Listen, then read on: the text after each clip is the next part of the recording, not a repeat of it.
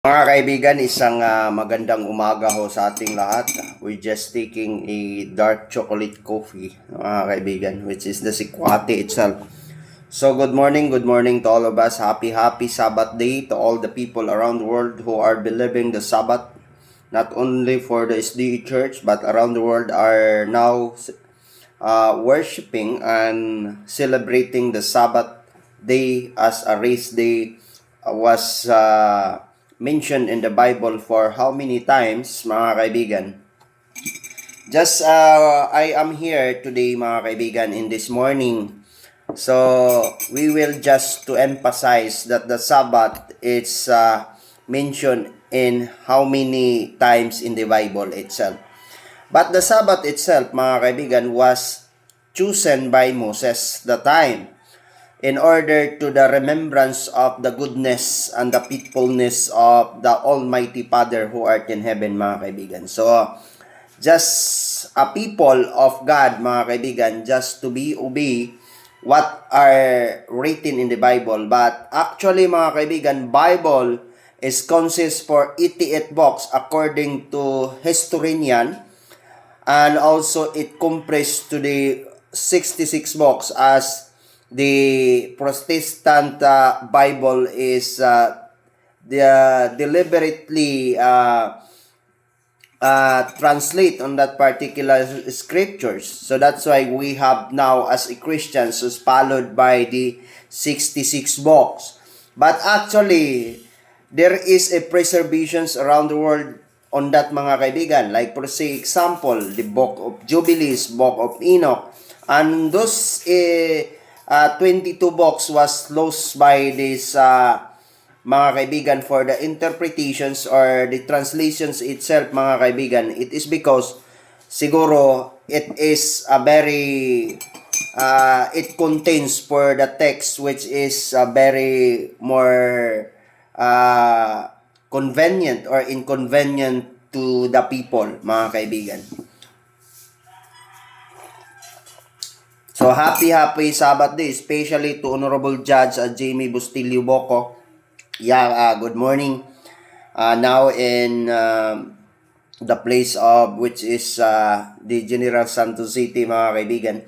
And all the Tagum Central SDE Church member and all from the General Conference down to the churches of around the world for the members of the SDE Church for almost 27 to 28 million around the world accordingly. So we're just to be merely I do not like to carry it out for the some religions, because if we talk religions who is the truthful religions, the Bible itself, you cannot say for the verses in the Bible that there is a truthful in order to save the people salvations through the religions. There is nothing to be found in the Bible.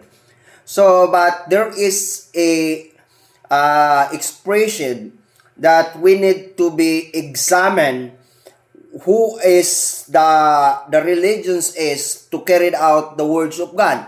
Because there is a lot of religions that claiming and proclaiming themselves that they are the truth, but their teachings and the preachings is only from the man. But we do not like with that, because I am very particular to reading for those Bible itself.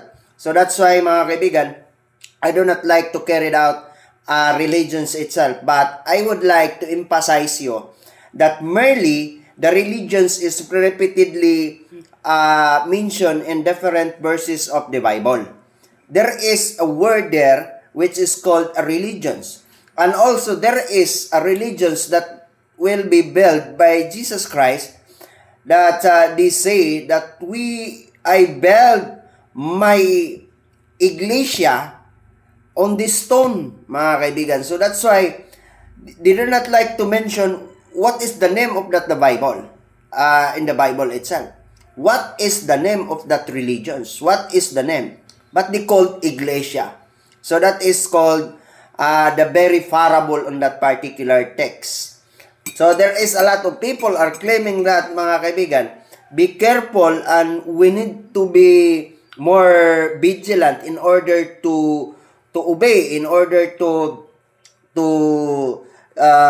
emphasize that particular matter, in order for us to understand what is the truthful footed and written in the Bible itself.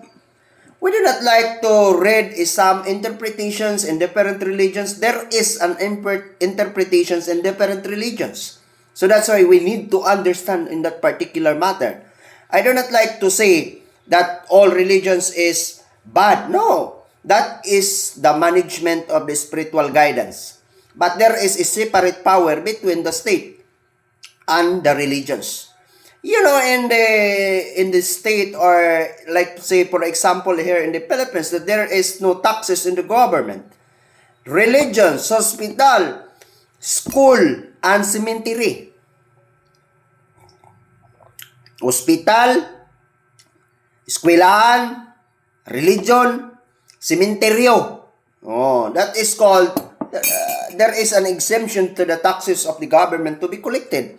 It depends by matters of the usage accordingly. That is mentioned in how many times in the Philippine constitutions, mga kaibigan.